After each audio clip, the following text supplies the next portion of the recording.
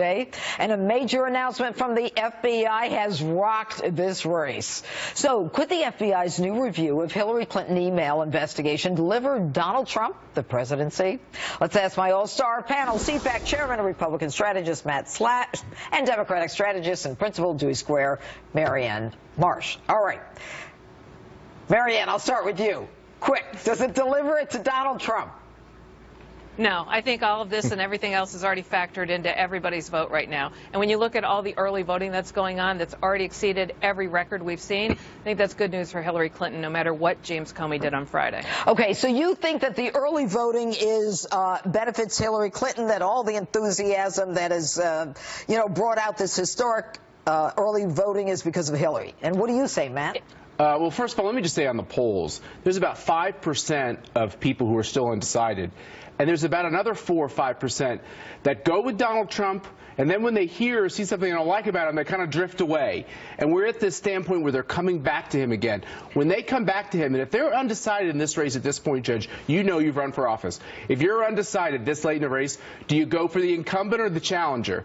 And who's the challenger in this case? It's Donald Trump. So he has a very good chance to get these undecided. This race was tightening before Friday's announcement. My Lord, what's going to happen Tuesday or Wednesday when we get the polls after this announcement's taking place? Well, that's why I said, I said to Kellyanne Conway, that I said, is there a big dump coming? I mean, WikiLeaks, they keep dropping stuff left and right. And Marianne, I mean, are you guys going to dump something on Donald? I mean, you've got 10 days. It's like a lifetime in this race. Let me push back on one thing Matt said. Donald Trump's problem is he still hasn't brought all the Republicans back. He's still at least 9-10 points short on that. So he hasn't brought all the Republicans back, number one. He's at 85? Number two, I would say I expect a surprise every day for the next 10 days. I don't know what it is. No one would have predicted Friday, but I think somebody's got something on somebody every day for the next 10 days. Okay, but let's kind of stay with this Jim Comey thing. Do you think, and there's, everybody feels a different way, that Comey is going to be forced to say something?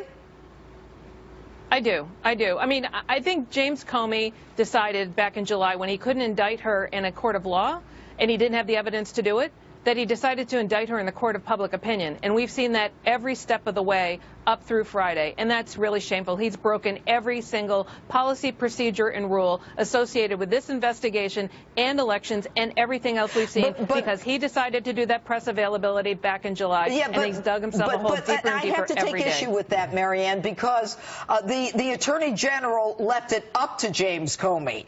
And because she messed up on the tarmac meeting with Bill Clinton. So she said she was going to leave it in his hands. And what he did was he came out and did what the Attorney General, his boss, asked him to do. And by the way, he just laid out what the facts were. No one is saying that, she didn't have all those classified emails. And Judge, he did more than that. And Judge, where was the grand jury, right? He decided to not, I don't think he was ever serious.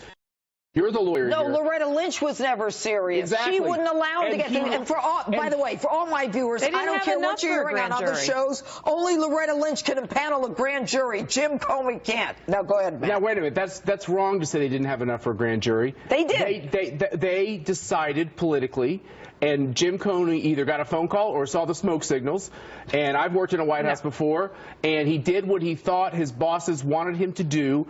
And now Jim Comey is looking at the scenario of all these WikiLeaks, all this smelly stuff, including the $500,000 check that was written to one of his associates at the FBI's wife who ran for the state Senate, and he realized, oh my Lord, Matt, my reputation now. The FBI's reputation is destroyed. That's exactly right. Marianne, let Marianne answer. Here's what I think happened. I think Comey wanted to indict her.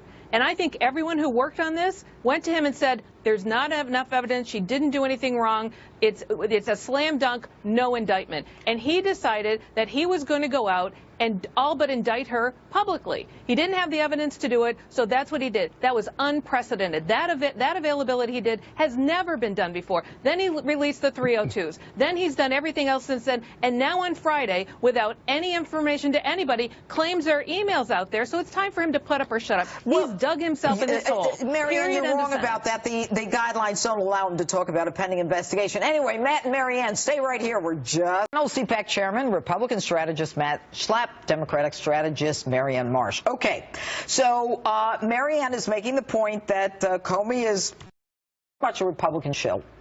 Yeah, his thing about this is what the Clintons are going to do next. This is what they do to everybody. They liked Comey before being a Republican because they said even a Republican who would want to go after the Democratic nominee couldn't see any wrongdoing, as Marianne has said.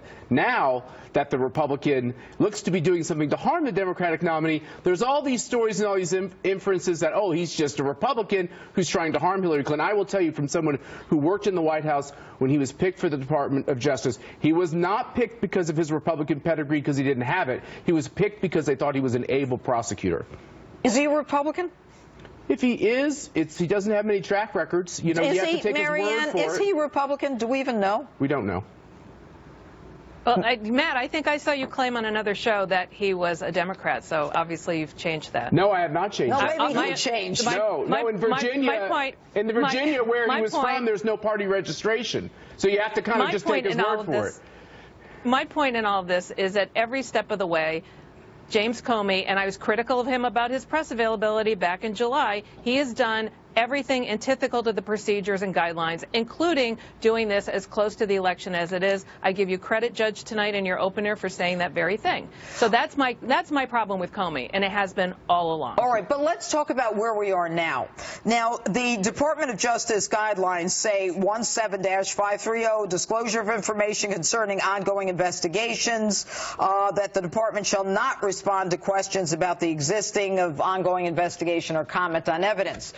10 days. Everybody wants them to say what it is. Hillary does. The Democrats do. Mike Pence? Mike Pence wants him to. What should he do, Marianne? Put it up.